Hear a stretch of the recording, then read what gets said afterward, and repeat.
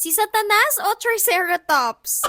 Diyos mio. Nag-request kasi si Sophie na gayahin ko daw yung dinosaur sa book niya for bento baon. At alam niyo, akala ko kayang-kaya ko kaso nung ginagawa ko na mismo, parang sabi ko ba't ganun? Parang ibang kinalabasan. Anyway, so yan, niluto ko muna yung mga kailangan ko for the bento bago ko sila i-arrange. Beetroot powder pala yung gamit ko para makulayan ko yung rice ni Sophie. Padami nga ilagay ko kaya binawasan ko, tas hindi naman siya malasa sa rice. For her ulam, ang gamit ko pala is chicken breast and gagawin ko is teriyaki chicken. Pinaghalo ko lang tong teriyaki sauce tsaka oyster sauce. After nyan, ayan, nagprito na nga ako ng chicken breast. Usually, ito pala yung gamit ko kasi malaman siya tas mabilis makabusog din. And syempre, mas healthy pa siya, diba? Kung medyo naluto na nga yung chicken, ayan, nilagay ko na yung sauce. Usually din pala sa food ni Sophie, olive oil yung ginagamit ko. And then, gusto ko pala matry gawin yung rolled egg. Ito pala, nakabili na din ako ng pan for it. Pero feeling ko dito parang may mali akong ginagawa. Hindi ko pa kasi na-search kung paano bang gawin yung rolled egg na yan. Pero don't worry, makukuha din natin yan eventually. Yung mga gulay, steamed pala yung ginawa dyan. And then, ayan, nag-mold na nga ako ng rice. Naku, akala ko talaga madaling gawin to. Sabi ko, yung spike, sige, i-mold natin ng rice, pero parang hindi kaya. So, ito, tinry ko na gamit yung cheese. Hindi ko na na-videohan, nilapat ko yung cheese. Sabi ko, parang hindi talaga, tas nasira. So, ito, isa-isa, nag-shape ako ng mga triangles. And then, ito, nilagay ko na yung horns niya. Gamit ko dito ay cheddar cheese. Una, ayan, pinupush ko pa nga. So, nag-cut na din ako ng nori para sa eyes niya. Yan, ito, yung nostrils, kasi yan, bilog din siya. Tapos, nilagay ko na nga yung eyes. Pero sabi ko, parang may mali talaga, hindi ko alam. So, nakailang move ako niya ng cheese.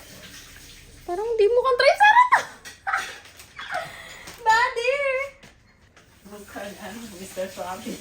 Oo nga eh. So, tinawag ko na nga si Daddy B para mag-ask ng help kasi siya yung dinosaur expert dito sa bahay. Ini! Ini! Hindi ko alam. Wait.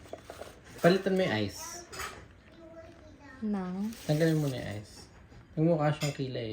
So, ayan, napagdesisyonan nga namin na ibaba pa talaga yung nostrils and yung horns niya. And, ayan, binigyan din namin siya ng mas malaking eyes pa. Tapos, ayan, instead na pinatong lang yung horns, tinusok na lang namin siya sa rice. Diyos mio talaga yung stress ko dito sa bento na to. After 100 years, hindi na buhay ang mga dinosaurs. Finally, naka-move on na ako sa next part ng bento baon ni Sophie. For her gulay, broccoli, and baby corn pala yung pinabaon ko sa kanya. And for the chicken teriyaki, dito ko naman siya nilagay. Nilagyan ko na nga lang din ng sauce itong gulay niya. Tapos alam nyo, tinanong din pala niya yan sa akin kung ano daw yun. For the egg naman, dito ko siya nilagay sa ilalim ni Tricera. So far, ang nag-fit, 4 na rolls. And ito na yung result. O diba, ang dami niyang pinagdaanan sa life bago siya naging ganyan. At ayan, tinusukan ko na nga ng mga bento pics na dinosaurs din, syempre. For her card, ang pinabaon ko, you are amazing. Syempre, papakita ko sa inyo ang controversial na si Tricera. Ayan yung itsura niya. Sabi ko nga, sana ito na lang mismo yung ginaya ko yung nasa book. Pwede naman pala kasi gayahin na yung frill niya ay pa-curve. Yan tuloy, iba-iba na yung pangalan niya, Satanas or Mr. Swab. O, yun lang. Love, love!